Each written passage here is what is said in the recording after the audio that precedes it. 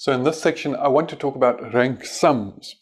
Now, you'll notice in the literature or in textbooks that there is more than one way to go about doing the rank sums, and it ends up with different tables. If you do the lookup of the p-value in tables, the mathematics behind the statistics is exactly the same, though one method just goes one step further than the other when it calculates those tables.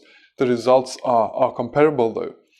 So what do we do? Now imagine we have two groups of patients there, group A and group B, and imagine these are just scores for instance, depression. And we note patients in group A marked a 7, a 4, a 9, and an 18, and patients in group B marked a 11, 5, 20, and 14. Now, with rank sums, we're going to have to rank them, and we do them in order there, and you see the second little table there. So the 4 would be the smallest value up until the 20, the largest value, and we just put them in whichever group they do belong to. Now, the first method I'm going to discuss is just a who beats who kind of method. It's matches. They're being matched up with each other. Think about tennis matches. Who's going to beat who? But let's have a look. So I can write a little recipe there from the smallest value to the largest value pertaining to what group the patients belong to. So the 4 came from group A, and the 5 came from group B, and then 7 and 9 both from group A. So it's going to go AB, AA, BB, AB. Now you can well imagine there's many ways to do two different groups, take two sample sets, and those A's and B's will be in different orders. And if we think we've got 8 values there are actually 70 ways that you could write various combinations of A and B. From AAAA, BBBB, all the way to BBBB, AAAA. And you can well imagine that in any group analysis that you might do, any sample that you might have, might fall somewhere in that range. Now look what we do here. Here's what we get to the matches. I've still got my same table there, the 4 coming from the A, the 5 coming from the B, and now we just look at the 4, and we look towards the left, and this is the first little tennis match. Does the 4 beat anyone in group B? No, it doesn't. It is the lowest number, so it gets a point of 0 there. We move to the next number on the rank, that'd be 5, which is in group B, and we see how many does it beat. Now, by how many does it beat, I mean how many is less than it.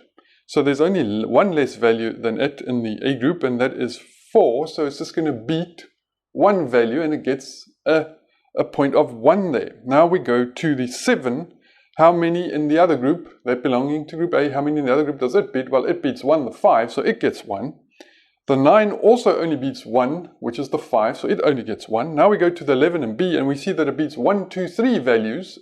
1, 2, 3 values are less than it, the 4, the 7, and the 9, so it gets a 3.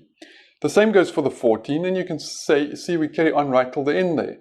And we sum up all of those results of all these little matches, and we see for group A we get a sum of 5, and for group B we get a sum of 11. Now, there are 4 in each group. 4 times 4, that's 16, so we actually had 16 little matches, and you can imagine that we can get a variety of point scores. Now, we're usually going to go to the first group or the smallest group. We see the 5 there, and we now look at all those ABs, ABs, ABB, AB. How many of them can make up a 5? Now, certain values are going to have more ways to make them up, and that's our little distribution. Some of these values are going to have very few ways of making them up, so they are going to occur less commonly, and therefore they might fall in that area of statistical significance. Now, it's very easy. We can either let a computer calculate a p-value for us, or we can just use a table, and there'll be specific tables pertaining to this method of doing it. But it's, I think, quite interesting to understand that some little recipes of ABs are going to occur less commonly than others, or at least making up the rank sum values that you can get to these values. Now, the second method is a bit different. There we just rank them. We see the 4, 5, 7, and 9. And we just give them a point for where they stand in the rank from the lowest value to the highest value. So 1, 2, 3, 4, 5, we add them up, we say 15 for group A, and we see there 21 for group B. Those values we can just usually use the 15 or the first group again, and we look that up in a table according to how many patients are in each group. We'll have an axis across the horizontal, an axis down the vertical with number of patients in those groups, and you just go where those two combine, and that'll give you a low and an upper value, and if your smallest value there falls outside of that, for two-tailed test, or more than or less than for one-tailed test, it'll be statistically significant. So it's a different table that you do find there.